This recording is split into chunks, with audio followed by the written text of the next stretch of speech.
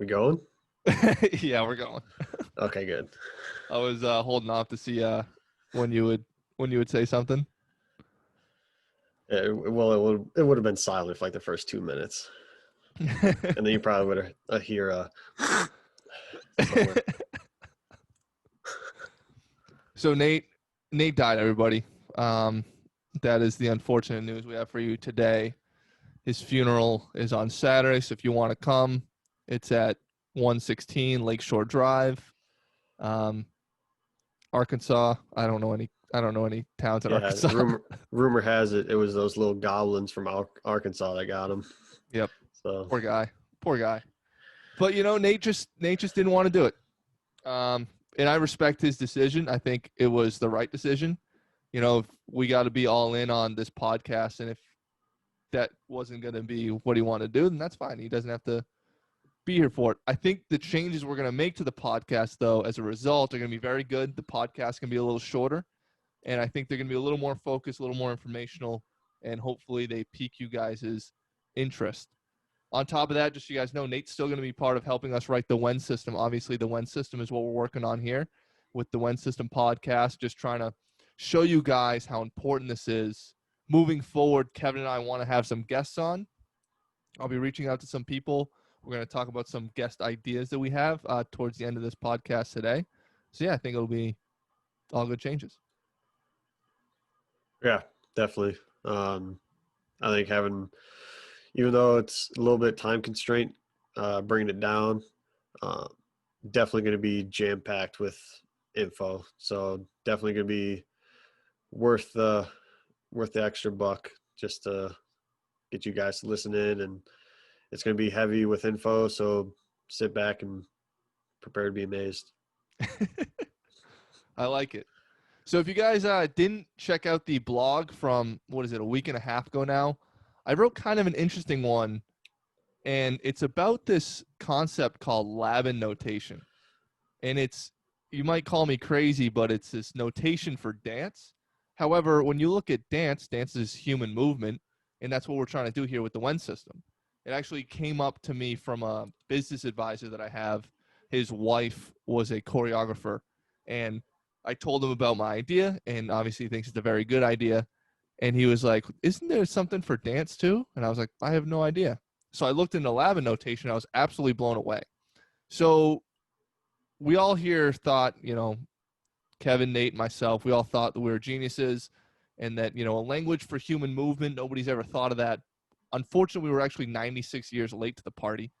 This guy, Rudolf von Laban, who passed away in 1958, published this notation system called kinetography in 1926. The goal of kinetography was to notate dance movements. And what I thought was really interesting too was he really wanted to establish dance as a modern art form, in the same way that music and painting were really well established at the time. Also, at the same time, he wanted to design a theory of movement with a written component. This is much like what we're trying to do here with the WEN system. Yeah, Obviously, I definitely. believe. Go for it. No, I just agreed. Yeah, definitely. That's what we're trying to do. Yeah, and much like the fitness industry isn't an established industry. It's only been around, for probably 60 years. And to be quite honest, there's still so much that we need to do if we want to be seen as a very important health science. We also want to try to design a theory of human movement that relates to exercise. So the Laban notation itself is very detailed, and it extends far beyond dance, and we're going to get into this a little later. Yeah, so looking at what Mr. Von Laban had created, kinetography actually has two different branches. But one of the forms was known as Labanotation, which is one of the branches, and it was actually expanded upon by this woman, Anne Hutchinson. She was actually from the United States. So, Yeah, and she actually brought it to the United States as well. yeah. And so one of Laban's colleagues, Mr. Nust, I hope I didn't butcher that. I think it's Noost. Nust, But I Nust. couldn't tell you for sure. Yeah, Albert Noost, maybe. Poor guy. I don't know. Sorry about it. Published Kinetography Laban. So looking at these two branches, they're actually very, very similar. I guess of the research that you had did, John, you had found that the systems only differ by like a 5% margin. Yep. And what they're working on too, there's councils and bureaus that are trying to progress the system of Labanotation. And kinetography lab and Labanotation, they're still two separate things. These bureaus and these councils are trying to work to figure out their differences and really make one system. Yeah. And so Labanotation seems to be the one that is used more widely of the two branches. Like I said, it was brought to the U.S. by Anne Hutchinson, and in 1940, she formed the Dance Notation Bureau. The goal of this bureau was to advance the art of dance through a system of notation. Just like von Laban wanted to do, he wanted to continue to progress dance, the modern art form, and having this notation system makes you seem a lot more serious. The WEN system aims to advance the field of strength conditioning through a systemized form of notation. If you look at a lot of the rest of the healthcare industry, they have systemized ways that they communicate with each other. This makes communication easier, makes communication from doctor to doctor easier, nurse to nurse, whatever you have to do. If you have to put a diagnosis down for some sort of disease, some sort of condition, whatever the case might be, you have to be able to communicate that accurately so that the doctors who are on staff at the moment know what's going on, right? Know what sort of drugs to give, know what the protocol is. We don't have that in the strength conditioning field, and we need to have that in order to be able to communicate easier with each other, and then also easier with our clients and our athletes as well. Yeah, no doubt. And if when you're looking at dance itself, like what is it? It's just human movement. Human And movement. so labor notation is a written theory of human movement. And so, however, when comparing it to the WEN system, there's obviously their difference.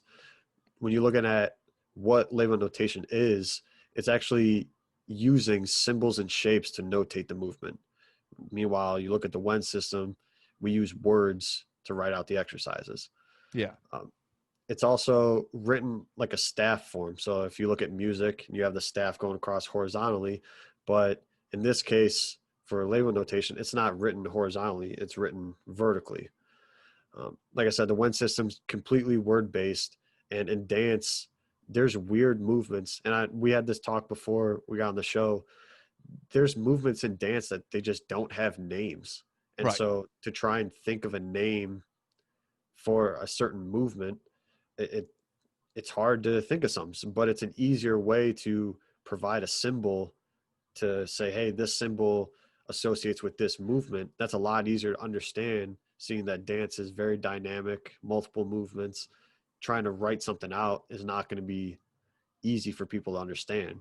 So, but fortunately for us, we have names for our movements. We talk about our joints, what our joints are able to do, but nobody uses them correctly. Yeah, it's funny because you look at some of the memes out there for, like dancers, and I saw this one. It was like, what it's like inside of a dancer's head when they're doing a dance, and it was like, 1, 2, 3, pick up the cat, 2, 4, 5, dump out the trash, and it's like, it just kind of looks like these movements, right? They're picking up the cat, they're dumping out the trash. Obviously, there's no names for this, but when Yeah, you what do you? look at Labin, go for I it. was to say, yeah. What are you supposed to name for that? Like Yeah, you, like you're yeah. flowing If your you're, arm up in the air like that. Like, what is that? yeah, exactly. And if you did have all of these names, you'd have a million names for these things. It makes more sense for it to be symbolic, where the WEN system, like you said, we have names for these movements. We have horizontal abduction, we have flexion, we have extension. It's funny because we have all these names for these movements. They're written down in our textbooks. We learn them in school, and then nobody uses them. Yeah, they'd rather use words like gorilla row Yeah, and bird dog it's and dead bug and stuff like that. Or it's like, like, you, dude, we have the name. yeah, you can use the movement. It's not the end of the world. And speaking of that, I'd like to update you guys a little bit here. We've updated the WEN system is to how the structure of the whole thing actually works.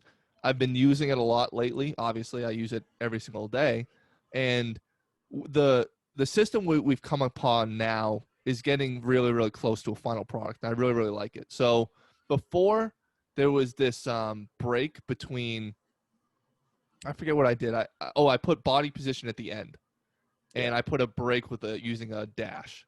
Well, what we did is we eliminated that, and now equipment position, and body position, those are all first, and then it's movement at the end. The reason for this, and I thought you and Nate made really good points, was we put the movement at the end so that you know what the setup is for this thing, right? Okay, dumbbells. Okay, I got to go over there, grab a set of dumbbells. Okay, I'm going to put them in a front rack. Okay, then I'm going to be split kneeling. Okay, what am I doing in this split kneeling position? I'm going to do a squat. So it just makes, or whatever. I'm going to do an overhead Yeah. press. Sorry, the squat didn't make much sense there. But it just makes perfect sense. It all flows into how you would think about the exercise. You know, you go equipment, you got to grab that. You get into your body position, then you have your movement. That's just kind of how you think about it. Yeah. All three of those, we talk about the actual equipment itself, where you're putting it, and how your body position is. That's all part of the setup. So that was our point of why it should be not last and be ahead of the movement. Because if you have the movement and then you jump to the body position after, it's a lot harder to try and picture in your head, okay, how is this going to work? But if you look at it, you have all your setup and then you have the movement after. Oh, you'd be, oh, yeah, I can see how that makes sense. It makes perfect sense. It was kind of funny. I was going through some of my pictures on my phone, and I had some pictures of some old programs that I had from the last facility that I worked at. Unfortunately, I don't have any of those old programs. They took my computer for obvious reasons. Scummy. And their whole thing was they wanted the movement first because it's like, okay, you know what the movement is, and then you have everything afterwards. And I was looking at it today, and I was like, man, that was way clunkier. It was just way harder to figure out compared to this, where it's like you just kind of read it as a sentence and it just flows. Makes perfect sense. So it would have like squat, barbell, front rack. Let me pull up an example. Yeah, let me pull up an example here. Hold on. Yeah, I have these pictures, and it was my boss, and it was like he was pretending as if they had a system, and they really didn't. Um, that was their whole thing. They were always pretending like they had a system for everything, and they really didn't have anything. And no, not to hate on them too much, but so here we go. So here's a great example of something that's not even a movement, but this is just sort of a name that you give it because it kind of looks like that. So we had a push-up bridge. It was push-up bridge rollouts, bilateral kneeling, hands on barbell. Like that would be an example of something you would do. Yeah, it's almost like they started at the finish line and worked their way to the Work beginning. their way backwards. Yeah, yeah, like bird dog, band resisted, bird dog row on bench. Um, yeah, it definitely didn't make quite as much sense. I don't have any other good ones. Yeah, that hurts my head. Just trying to, just like, obviously, like in my setting, we have our library. We have to stick to it for our reasons. But just like practicing and thinking of stuff in my head, and then just that 2 minutes, just trying to think of, all right, well, how would these exercises be written? Like, thank goodness we have this system. Yeah, I know, right? But obviously, this system is still a work in progress. If you haven't listened to the last couple podcasts, first go check it out. It's definitely worth the listen. But talking about stuff like notating different types of stretches and mobility work, the idea of Labanotation gives us, it could give us more ideas on how to incorporate this stuff within the WEN system. So it might help us notate dynamic stretches better. It obviously utilizes progressive flow of dance movements. This could, I see this no different than doing dynamic movements in a stretch or dynamic like warm ups, mobility, stuff like that. Yeah. The progressive flow style of notation can definitely pair well with, like I said, just the notating dynamic stretches and going from one movement to another, just like you do in dance. We could use Labanotation for this. However, I know we have talked about it. There's definitely some issues that we can run into along the way. The question I have, and obviously I wrote down that little part for you to say there about the problems we're going to run into. It's like, okay, well, we have a squat, and we can define a squat. If I write a squat in Labanotation, A, can we even write that movement? But B, can it be interpreted the same way every single time? That's where Yeah. I would love to get a notator, an actual person who's an expert in Labanotation, be like, okay, here's a squat. Write it in Labanotation and tell me if this is exactly, will this be the exact same thing you see, in this video of a squat? Will it be the same thing every time? And what are the variables we have to consider? Labanotation in this way gets very complex.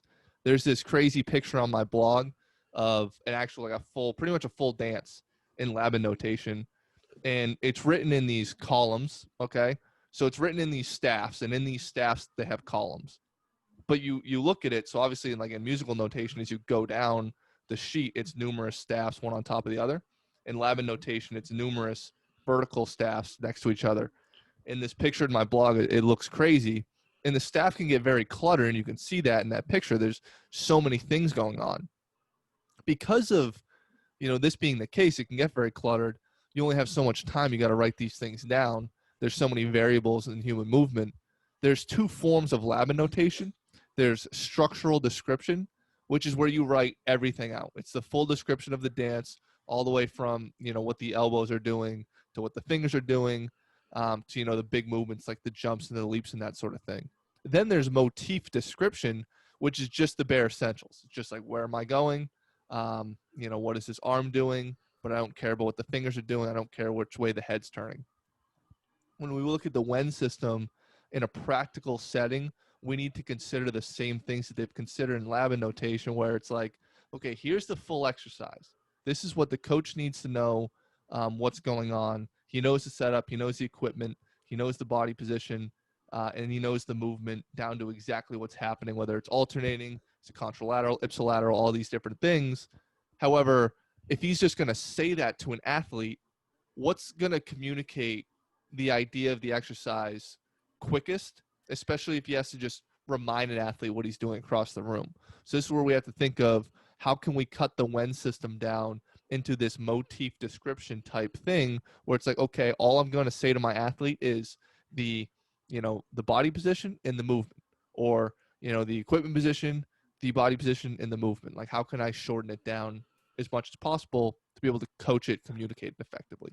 Yeah, definitely. When we're sitting there working with clients or athletes or even teams teaching classes, whatever, we don't want it to be this long, elaborate like song that we're trying to say to these people, because they will get lost and they have no Right. idea what the actual exercise is. And Yep. so looking at the WEN system, like you said, talking about the structural description of writing everything out, or you could write out a full exercise, but that would actually be an exercise in itself. So, which is why we have abbreviations to make things shorter and easier to understand. So on your blog page, you posted a video of exercise, writing it out, full description in the WEN system notation. Uh, you're looking at kettlebell front rack, rear foot elevated, on pad, single leg squat to contralateral overhead press. That's a mouthful. Imagine saying that to an athlete every single time. That would be ridiculous. It'd be That's ridiculous. I like picturing it right now, like a class session of you have like 8 people and you have to repeat that same thing over and over again. What are we doing? What are we doing? Do you But know those what are they, the auctioneers in yeah, the auction house, when they're like, yeah, you'd rattle have to get beefing. those skills. Yep. But to save time, because obviously we're fighting a time constraint, and also save room if you're writing exercises on a whiteboard or a piece of paper or whatever, abbreviate stuff. So just like the motif description for Labanotation, we have that with the WEN system by associating words, positions with their abbreviations. So taking that first exercise I just said, you could abbreviate it easily to KB front rack, RFE pad, SL squat to OH press. Yeah, and that definitely cuts it down a lot more. I think you can even cut it down more than that. For example, one of the things I've been playing with is changing the names of the dying bug, which we've already figured out. The position in supine quadruped, and then you move your body parts in the different ways that they move. So Right. what I've been doing is, I'll just like, if I've already showed the athlete what the movement is, I'll say it sort of in its full um, form the first time, but once it's done and we're going on to that second set, they're like, "Oh, hey, what are we doing?" And I'm like, "Oh, supine quad." and then they get right in the position, they know what they're doing. Yeah. And that definitely seems like a system that works. Labanotation is super detailed, and to be quite honest, it's very well thought out. The more I looked at it, I saw this amazing article. It's in my references on that blog, so please go check it out. They did a really nice job of abbreviating the complexity of the Labanotation. Yeah. And like I And said, it's I'll say I didn't mean to cut you off real quick. Yeah, but when you hit us up with, hey, this is going to be our topic for this week's blog post and podcast, you I guys weren't first happy. I had never heard of it, Yeah, and so I know. I have no idea what this is. And then you're like, go look this up, and I go look it up, and the first thing is I click images, and just like that picture you have on your blog, I see that, and I'm like, what is this? Yep, Like, how is this going to help us? But after talking with you and doing some digging, I think there is some value in having a system or taking aspects of that system and trying to make our system the best it can be. exactly. And like I said, just like in music, it's a staff, but it's vertical. In the staff itself, just like in a musical staff, you have, your separate rows, coming down to tell you, which note, whether it's an A, B, C, whatever. Um, in each column, it tells you what body part is moving. So it starts at the feet, goes to the hips, I think, then the arms, and then it goes out from there. The further and further you go out, the finer and finer the points you go. You go all the way to the fingers and the toes. So it gets very, very complex, like I said, but you can go all the way and pretty much tell this person to do whatever you want them to do. And because of the how well thought out this system is, it doesn't just even extend to dance. Kevin and I, before we jumped on, talked about different types of dance. Well, all types of dances can be written in Labanotation. Not only can all types of dances be written in Labanotation, but different animals can be written in Labanotation. There was this person who did a very interesting study. She was a notator she was a Labanotator, and what she did was she went through and she actually notated the movements of bees and spiders using this column system. I thought that was just fascinating. That's crazy. I know. But the good thing, like you had pointed out, is lab notation accounts for the direction that you do the movements as well. So not only do we have different shapes and different shading that coordinate the combo together to let the dancer know what the body part is doing, it also tells you the joint angles in relation to your body, like where you're moving, how much. Yeah, and it's like I said, it's just so detailed. One of the things that we're trying to work on is these joint angles in relation to the movements of the body positions. One of the things we've sort of come across is, I mean, it goes to the lower body as well, but just to keep it simple, when you talk about pulls and presses, right? If you're pulling like a row, we call them pulls now, or you're pressing. Here, I'm going to tilt my camera a little bit down so you can see. So if I'm pulling and I'm pressing, well, not everybody's going to assume that my elbow is going to be by my side if I'm pulling and I'm pressing. So what we've done is we now use degrees um, to say, where I want that arm and how I want that arm to press. So what we say is we say it's elbow abducted. Abducted means to take away. So I'm bringing my elbow away from my body. Let's say I'm doing a pull or a press and I want to do it in an elbow abducted position. I can get more specific. I can use the number of degrees and I could say elbow abducted to 45 degrees and then I'm pulling and I'm pressing there. So I say EA for elbow abducted 45. And like I said, most of the time people will just assume, okay, I'm doing a bench press.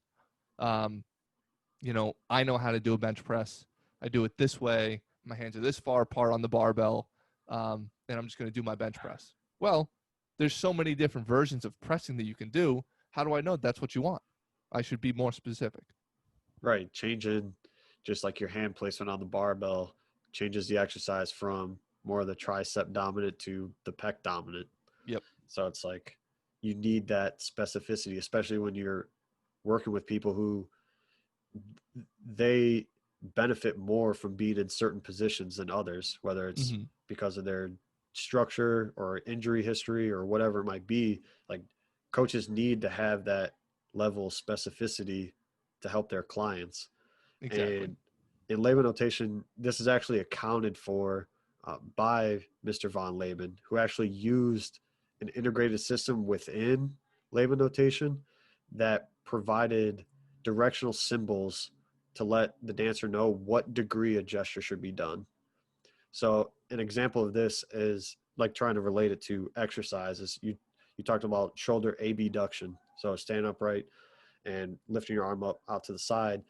He would have symbols that show how high you're abducting your shoulder in Yeah, and you dance. can find all this in the blog. You can find these pictures. They're really fascinating. This is the sort of thing where it's like, well, maybe we could use a symbol instead of saying EA. Maybe we just write a line at a certain angle. Now, of course, it's going to be hard just writing into, Excel spreadsheet. We don't have those types of symbols, but Yeah, maybe we can create an app that does. So, what does all this mean for the WEN system? Now, we're going to talk about that app concept here in a second, but we might want to incorporate some of this symbology into the WEN system. Maybe we do want to put, a symbol for how much you have your elbow abducted versus just saying EA 45. Maybe that does make more sense. If we can create an app that does these things where we can just input all the different variables, we'll talk about this in a second, maybe that's easier. The biggest problem we're going to run into if we wanted to add more symbology into the WEN system is going to be adoptability. And what I mean by that, I'm not even sure, is that even a word? I love it, but is that even a word? well, we just made it a word, so Okay, I like it. Yeah, and so the biggest problem is going to be adoptability, the ability for it to get adopted by the fitness industry. Like I said, Labanotation has been around for 96 years, and not all choreographers can notate in Labanotation. A lot of the times, it's crazy. They'll actually have a notator and they'll have a choreographer, and not a lot of dances are notated. And a lot of times, it's done after the fact. So if it's taken 96 years and Labanotation is still at this point, us using symbology is maybe not the best way to go. yeah, I would agree. Just because, like you said, us strength coaches, personal trainers, whatever in the medical field, none of us are certified in notating Labanotation. Yeah. So that would mean that we would have to have a notator with us in the weight room or training room, wherever it is, while the client is doing the exercise. We're there coaching, make sure the form is correct and everything, but they're off on the side writing down the movement. And that's just not efficient. If we Not at want to be all. able to incorporate this into the health and fitness industry fast, it's just not going to happen. Yeah.